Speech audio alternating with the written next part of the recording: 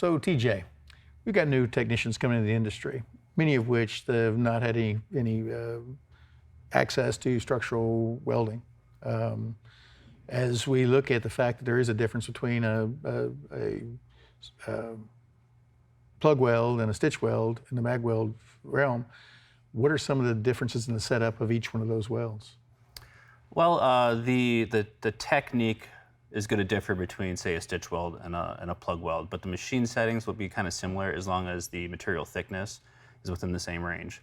So say you're a new technician, grabs a welder, and it's already got the proper wire, electrode, and diameter for the particular weld. And sometimes that's given to you by the vehicle maker and their published procedures.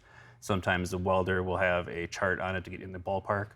Now, that'll get you in the ballpark, exactly that. Now, you want to do some test welding, but not on the vehicle itself. Make sure you have some scrap metal, some coupons of similar thickness, and then say you're doing a front lower rail, structural weld. There's going to be an overhead weld on the bottom, a vertical weld going up the side, and then a flat weld over the top. Each one of those might have a slightly different adjustment. Overhead, you're going to have a quicker, faster wire speed because you're trying to push that wire puddle into the puddle upside down. Vertical, a little bit less, and then flat would probably be the slowest of the wire speed. Now, voltage will shape the arc, and that'll also help determine the bead profile. Too much voltage, say on a flat weld, you have a concave or a flat bead.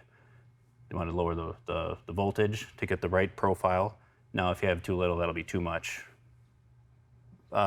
convex, too much bead, so you got to adjust it for that. Now, some people would say that for each one of those welds, practice, get it right, then do the weld. Then do the vertical one, practice, get your machine set up, then do that weld. Do that for each one of those, and that should probably help them. And then further experience and more practice will really let them dial in on that machine. All right, terrific, thank you. If you found today's tip helpful, please hit the thumbs up, subscribe to the channel, and share the video. Comment below for any future suggestions. These videos are made possible by SCRS. If you aren't currently a member, I encourage you to join. Visit scrs.com or use the link in the description below.